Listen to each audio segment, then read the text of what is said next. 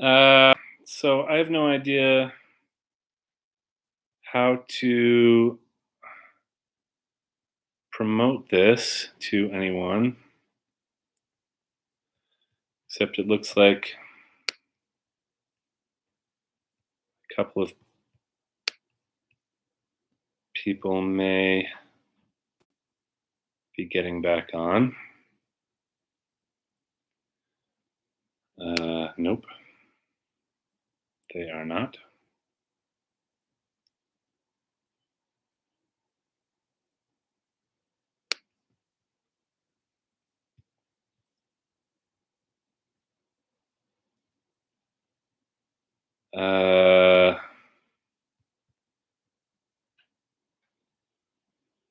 Bummer.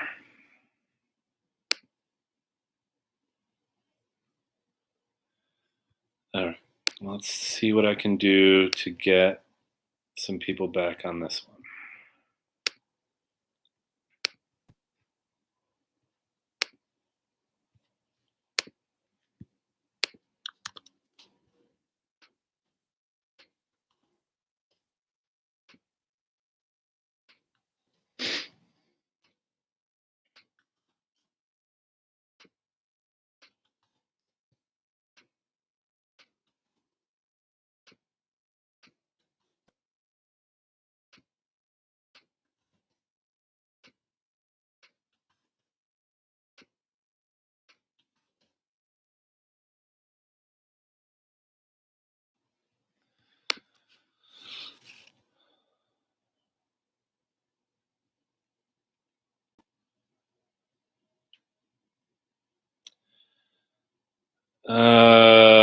Bummer.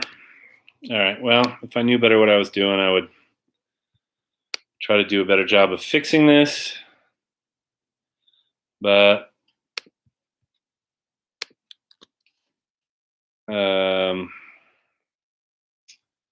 sadly, I don't know who was in here, so I don't know how to share it.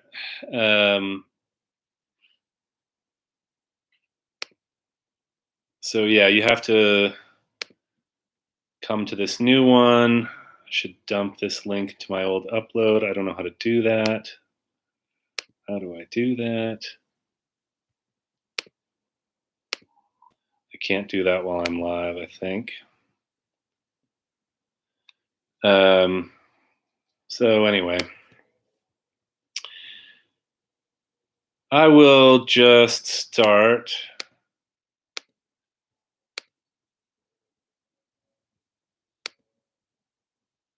Send new link to, okay. Hang on, y'all. Give me just a second.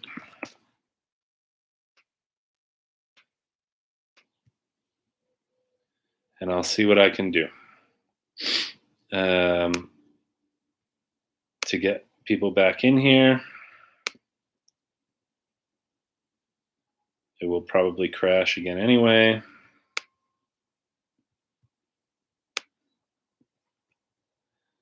Let's see.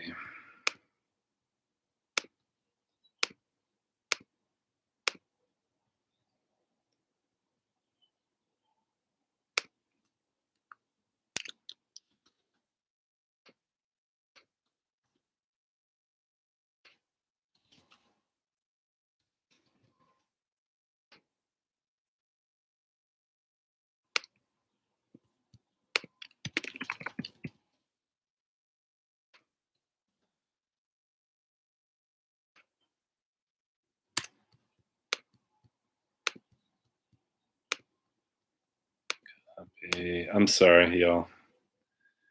I apologize for this, and I'm not good at doing two things at once.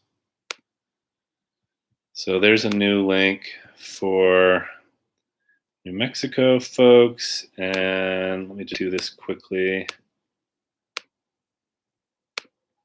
For the East Coast.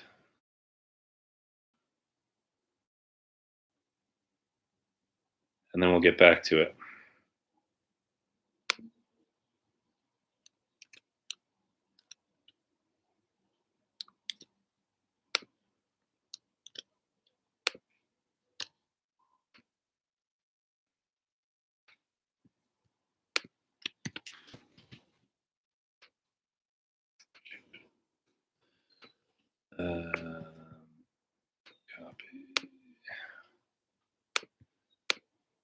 Okay.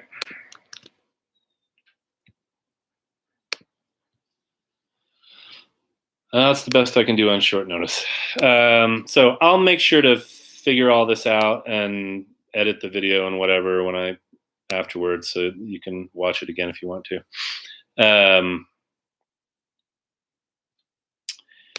Okay, so key organ relationships. Now I got to hustle because I don't want to keep everybody too late. Everybody's got to go to sleep. Key organ relationships are the heart and the kidney, where the heart is like shining its brightness, its clarity down to illuminate that purpose that's held in the kidney. It's the connection of spirit to purpose. This is how we find meaning, right? When your spirit, your light is connected to what you're actually supposed to be doing, right? Musicians talk about that space that they get into when like everything else is turned off, their minds are turned off, and they're just kind of in the groove, right? Artists talk about it. Everybody talks about it. When they're talking about doing things that really matter to them, when they're talking about doing things that bring them joy. But the brighter your heart shines, the easier it is to kind of illuminate and clarify, see your purpose. But at the same time, the more like opaque, right, the water element is, the more unexplored those depths are, the more difficult it is to see. So it takes both, right? It takes that sort of like purity and connection and beauty of your spirit shining brightly, but it also takes going down into the depths, right, and really looking at what is actually true for you. And that, I think, is kind of the most important organ connections in Chinese medicine. The next organ connection that we're going to talk about is the small intestine and bladder. So we call this the taiyang. This is the most exterior. And the function of these channels are to protect the exterior of the body, both physically and emotionally, from damage. So the bladder protects the bladder protects the physical body, like we talked about. The bladder is connected to legitimate existential fears. I don't know why, but my patients all love the fact that I'm absolutely terrified of sharks. So that's mine, right? I really have a hard time getting in the ocean because I'm so afraid of sharks. This is not thinking. These are primal sort of nervous system reactions, right? And the bladder will just work to get you out of there as quickly as possible. So when the bladder becomes out of balance, you get kind of edgy. You get that kind of PTSD experience. You get a heightened, overly alert nervous system. When the small intestine is designed to kind of protect the emotional body. So there is a degree of intelligence to this. And it connects to the mind for the sake of emotional protection. So I would say things like self-improvement, self-criticism are all a function of the small intestine channel. That can help you, right? If you sort of are doing self-reflection in a positive way, it can help you create greater connection in the world. It can help you with your intimate relationships, with partnerships, with meeting new people, right? In knowing how you present yourself and the ways in which you want to kind of adjust that so that what's coming out, what people are getting from you, is what you actually are meaning to send to them. So this is a function of like discernment. When it gets out of balance, however, we get into issues of scripting, of over-analysis, of like self-reflection run amok, right? Where you're overly critical of yourself, where you're over-analyzing situations, right? Did they say this? Did they really mean that? When somebody says something to you and you think about it for like the next rest of your life, right? That's the small intestine still kind of like gnawing on those issues, trying to sort of make sense out of it for the mind and the heart. And then the last connection I'd talk about is the connection between heaven and earth, or between the mind and the spleen. So the spleen provides rationalizations for things. That's one of it. Beyond sort of habituating to the world, it provides rationalizations for why you need to do things. I know you might not like this food, right? But it's the only food we have, so you have to eat it, right? Or the classic one, eat your vegetables, right? Kids don't like vegetables generally, but they have to eat them, right? And they have to learn to. So the spleen is the way that we learn to like rationalize these things. The mind is just a problem. Okay, it's just one big problem. It's useless. It does very, very, very little good for us. All the mind really is supposed to do is organize information so that the heart can basically rule on things, right? There is so much stimulation in the world. There is so much going on, especially nowadays with precisely what we're doing right now, staring at our computers for far too long, right? That the mind has to organize that into the basics: who, what, when, where, how. What are the details? What do we present to the heart? But as we'll see in a minute, the mind can sort of have ideas of its own and sort of get in our way. Okay, so those are the basics of kind of the organ systems that are involved with what we'll be talking about. Now I'm going to just rush a little bit. The channel system that I want to talk about are called the sinew channels.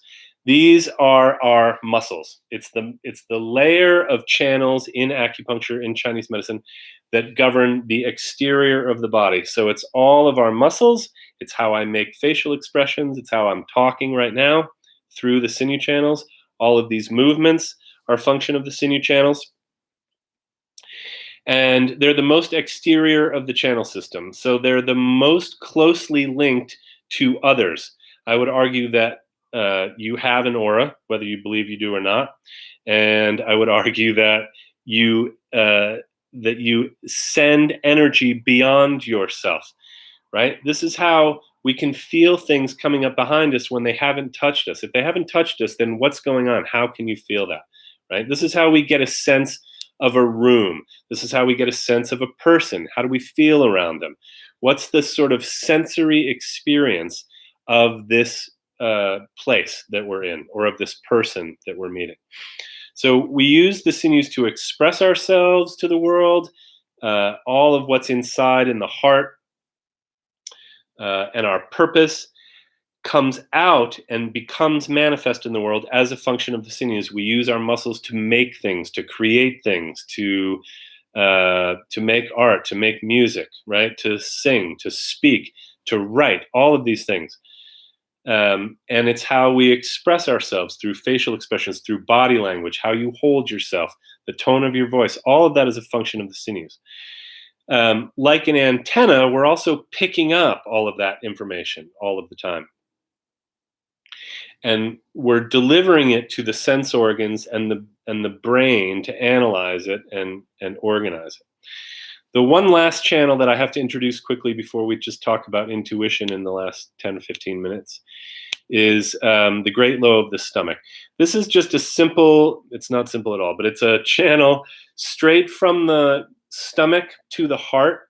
And in Chinese medicine, it's what provides our actual heartbeat, that constant rhythm from the moment you're born to the minute you die, right? The heart beats at that same exact rhythm.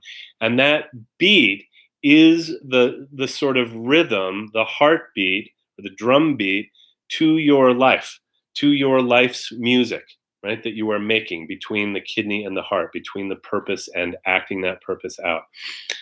So this heartbeat, this kind of magical thing, this gets into questions of like, why are we here? Where did life come from? How, why did any of this happen in the first place?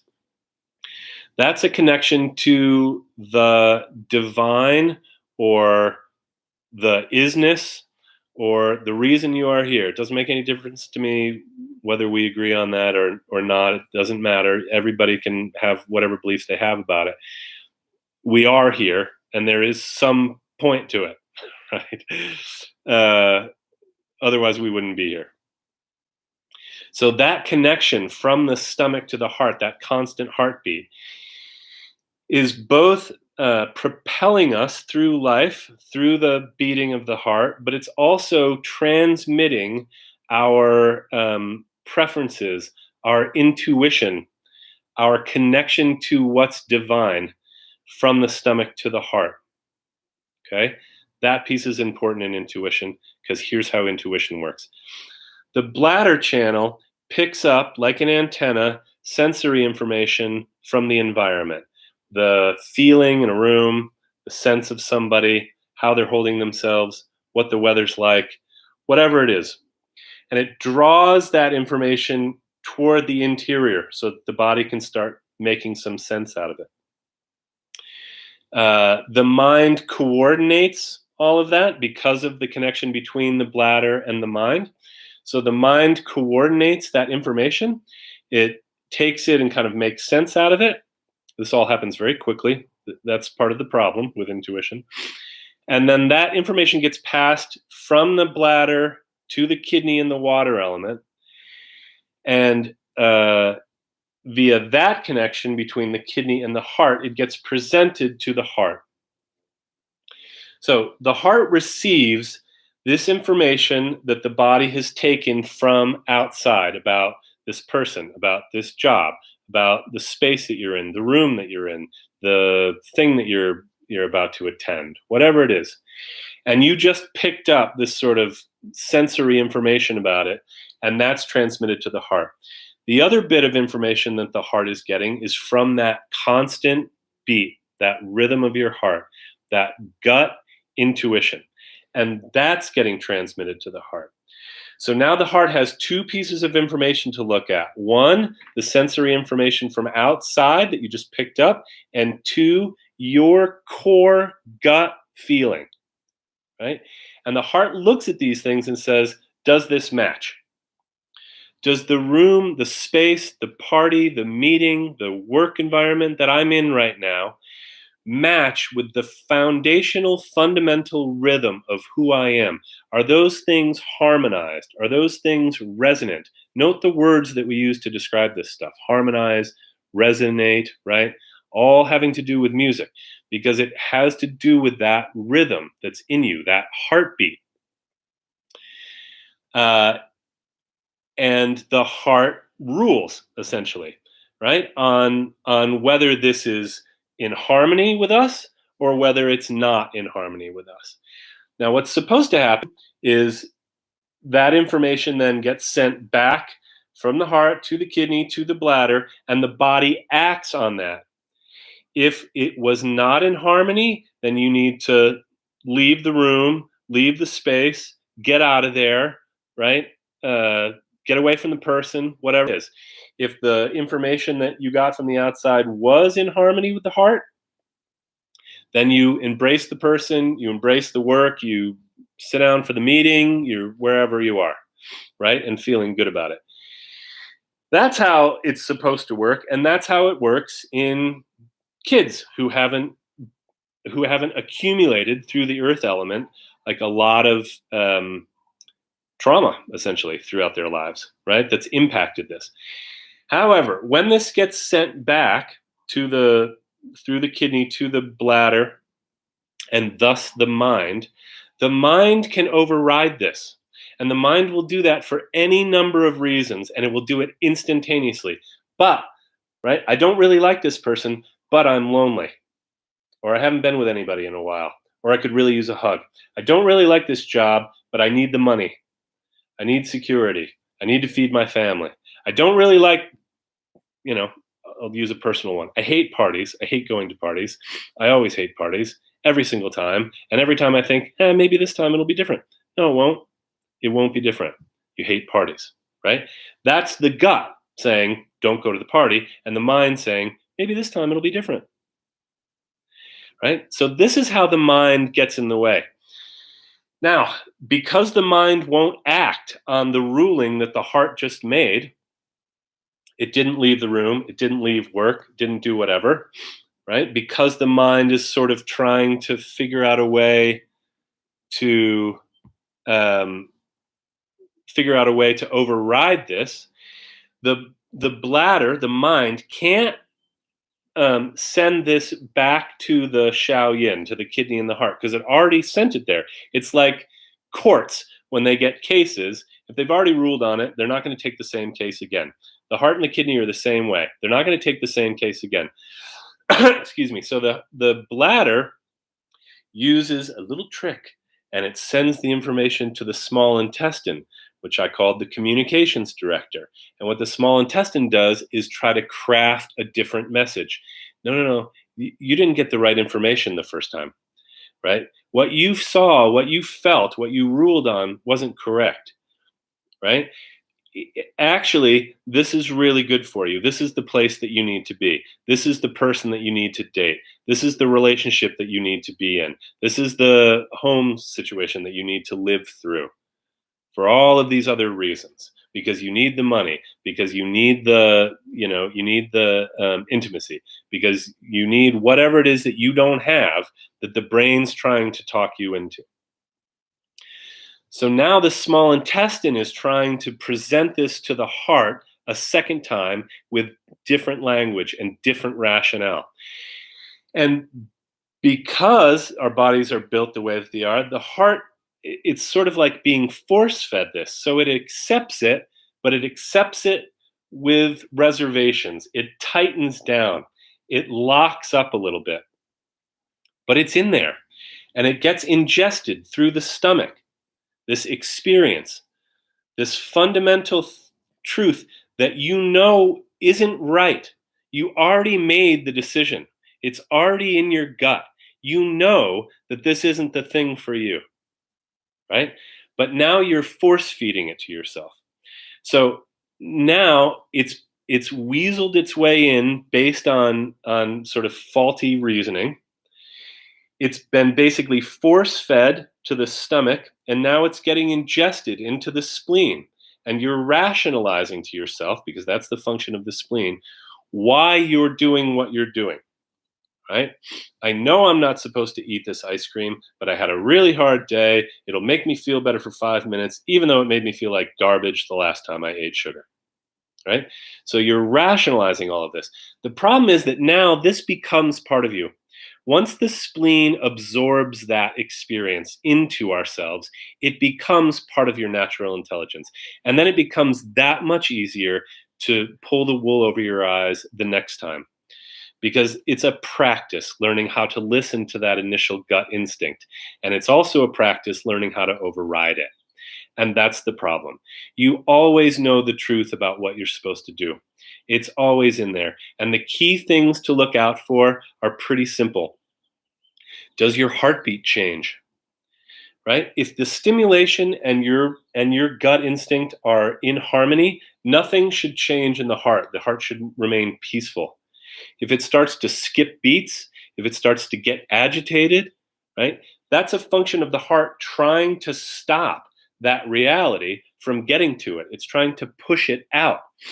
So that's one thing to look for, is like a jittery heartbeat, an unstable heartbeat, skipping heartbeat, right?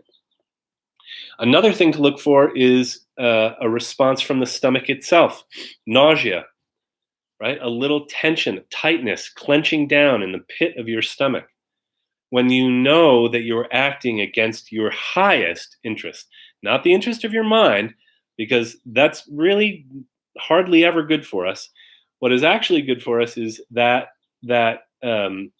gut feeling, that intuitive hit, that experience of the experience of your life, the stimuli of your life, matching, harmonizing, resonating with your gut.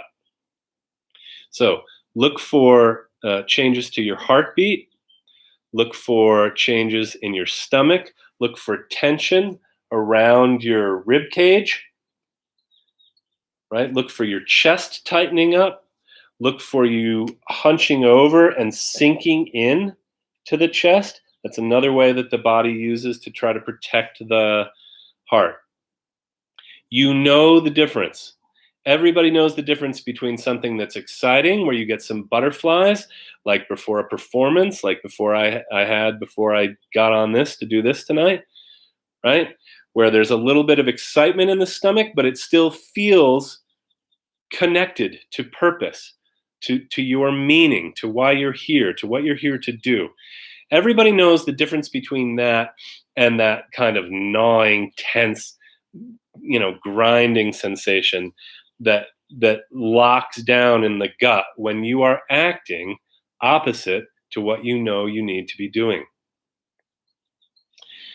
Other things you can look for are when you're doing a lot of rationalizing and when you're doing a lot of scripting. So when you're in your own head talking to yourself through these decisions over and over and over and over again, right? Relitigating and relitigating over and over again, that's an indication that you already know the answer and you're just trying to talk yourself into some faulty reasoning. Because the heart doesn't require any rationalization or any reasoning to come to its conclusions. It requires simply comparing the stimulation or the stimuli with your gut. And it knows the answer, and it knows it almost immediately. And then these other systems, the spleen and the brain in particular, kick into gear and start trying to rationalize to you why you should give this person a second chance, why you should stay in abusive relationships, why you should have another drink, why you should eat sugar, why you should do all the things that you're doing that you know are not good for you. And the last piece, which I think sometimes is the hardest, right, comes back to the kidney, comes back to the idea of will. Do you have the desire, the drive to see that stuff through even when it's hard? I can't tell you how many patients I have that it's clear as day they need to quit their job. That's the answer. The things that make us sick, my friends, are relationships, work, and food. Those are the three things that make us sick, right? They can also make us well, but they often make us very, very sick. Relationships, interpersonal relationships, work, and food. And so people get stuck in these jobs and they talk themselves out of doing something different for years and years and years out of fear, right? The emotion associated with the kidney, because that fear undermines our capacity to tap in to that most primal, fundamental parts of ourselves that are rooted in purpose, in why we're here, in what we're supposed to really be doing here, in what we're about. And that's the piece that we have to connect to in order to push our way through challenging times when our intuition tells us one thing and our brain tells us a different thing. It will do it in relationships where you will stay in abusive relationships. You'll stay with people that you know very, very well that you should never have gotten in together with in the first place because you needed something at the time and the brain talked you into it. The problem with that is that you wake up in 20 years and you're still married to the same person that you never should have started dating in the first place. Or you're at a job 25 years later that you never should have taken in the first place. You should have trusted yourself and followed your heart. So these are the challenges, but also the fun of learning to listen to your own instinct, right? It's there and it's never faulty. It's always right. And it always will tell you the truth. And the challenge is just having to learn to listen to it correctly and then acting on that. And that's the hardest part, because it can be scary and it can be challenging. And it means often, doing things that are gonna create challenges for you, but that are also going to threaten, right? Like we talked about in the water element, your survival. Right? And the question is, well, what's the point of surviving if you're not, meeting and living your purpose? I would argue, and I think Chinese would argue that Chinese medicine would argue that that's just kind of a slow death. It's not really a bright life. So sorry I rushed a little bit there at the end. I know it's late back on the East Coast, so I think I'm going to call it quits. I'll see what I can do to figure this out and edit it into a video that can be watched again. I hope that made sense. It's hard not to get any feedback, or I hate not answering questions, but so maybe I'll do it a different way in the future. But this was pretty good for a first try. Sorry about the mess in the middle there. All of my contact stuff is down in the information on the first video. And I haven't been able to work in months either, so there's Zelle Pay and Venmo info in there if you want to shoot me a few bucks. I would appreciate it, but certainly don't feel obligated. Such a pleasure. Thanks, y'all, for the feedback. I really appreciate these texts. Thanks, Jake. Thanks, Charlotte. And I love you all, and hopefully we'll do this again soon. Thanks so much. Ciao.